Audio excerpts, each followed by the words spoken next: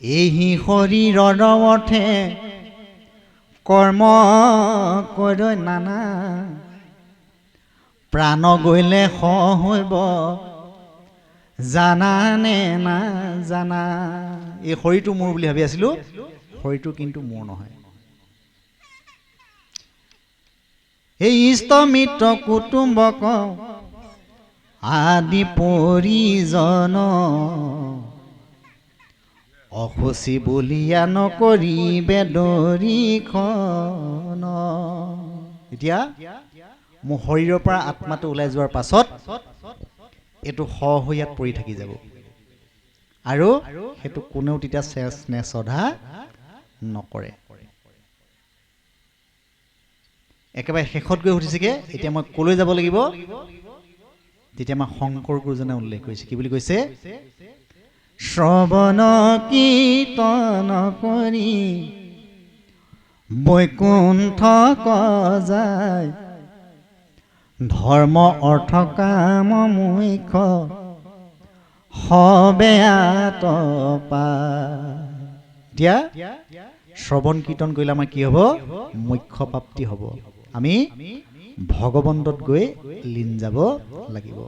আমি প্ৰত্যেকেই পৰীক্ষিত ৰজাৰ দৰে আমি 4টা প্ৰশ্নলৈ ইহ সাংসাৰত আমি জীয়াই আছো। আৰু আত্মাৰ সম্পৰ্কে শেষত মাধৱ পুৰুষে ঘোষাত উল্লেখ কৰিছে, কি বুলি কৈছে? তুমি প্ৰাণ প্ৰিয়তম হুহিদ পৰম দেৱ ও প্ৰাণ প্ৰভু পীতাম্বৰে তুমি কেৱলে আত্মা মোৰ। ও হৰি হৰি তুমি কে পৰময় আত্মা মোৰ। তোমাক নজানি জৰ মিছা শৰীৰ কমই প্ৰাণ প্ৰভু পীতাম্বৰে আত্মা বুলি ভৈলো সেৱা চুৰ। ও হৰি হৰি কিনো মই অজ্ঞানী দুৰ্ঘোৰ হৰিয়ে। ও হৰি হৰি কিনো মই অজ্ঞানী দুৰ্ঘোৰ হৰিয়ে। এই বুলি দশ ইন্দ্ৰিয়ে আত্মাক স্তুতি কৰিছে।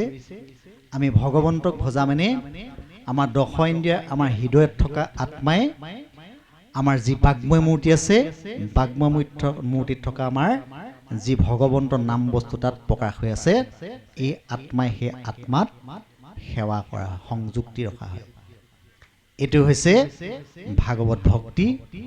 আমি এই বাণী আজি পৰিসমাপ্তিলৈ আগবাঢ়িছোঁ।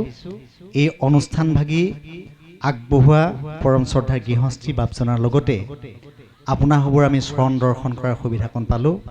লগতে আমাৰ সুদূৰ যোৰহাটৰ পৰা আপোনাৰ সবৰ মাজত আহি উপস্থিত হ'লে আমাৰ পৰম শ্ৰদ্ধাৰ অনিল তাঁতী বাপজনা, তেখেতৰ সুস্বাস্থ্য দীৰ্ঘায়ু কামনা কৰিছোঁ।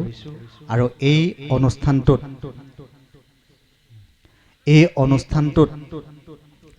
অংশগ্ৰহণ কৰা যুৱক যুৱতী, কণ কণ শিশুসকল আইবাপ সমস্ত, আমি সমস্ত জনৰে দীৰ্ঘায়ু আৰু সুস্বাস্থ্য কামনা কৰি আমি পৰিসমাপ্তিলৈ আগবাঢ়িছোঁ। কৃষ্ণ।